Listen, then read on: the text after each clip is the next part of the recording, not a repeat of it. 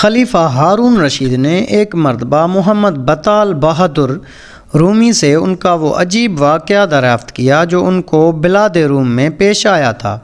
تو محمد بطال نے بیان کیا کہ میں ایک مرتبہ گردن میں انجیل لٹکائے اور سر پر ٹوپی رکھے ہوئے سر نیچا کیے روم کی چراگاہوں میں چلا جا رہا تھا کہ اتنے میں پیچھے سے گھوڑے کی ٹاپوں کی آواز آئی۔ اتنے میں دیکھا تو ایک ہتھیار بند سوار نیزہ ہاتھ میں لیے چلا آ رہا ہے، جس نے قریب آ کر مجھے سلام کیا اور میرے جواب کے بعد اس نے مجھ سے معلوم کیا کہ کیا تم نے بطال کو دیکھا ہے؟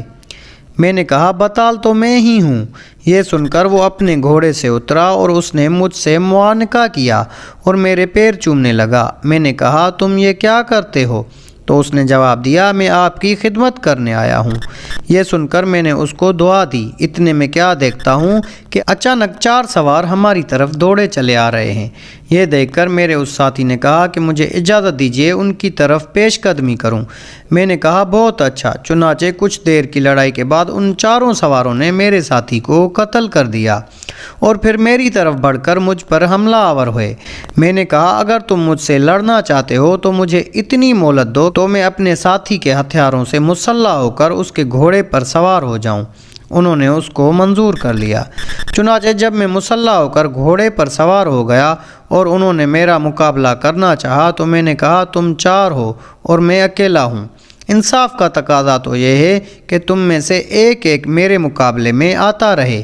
پھر ان میں سے ایک سوار میرے مقابلے میں آیا جس کو میں نے قتل کر دیا۔ اس کے بعد یکے بعد دیگرے وہ دوسرے آئے، ان کو بھی میں نے اسی طرح قتل کر دیا۔ اب چوتھا باقی رہ گیا، اس سے اس شدت سے جنگ ہوئی کہ ہم دونوں کے نیزے بھی ٹوٹ گئے۔ پھر ہم نے گھوڑوں سے اتر کر اپنی اپنی ڈھال اور تلواریں سنبھال لیں، حتیٰ کہ دونوں کی ڈھالیں ٹوٹ گئیں اور تلواروں کے قبضے تک الگ ہو گئے، جس سے وہ بھی زمین پر گر گئیں۔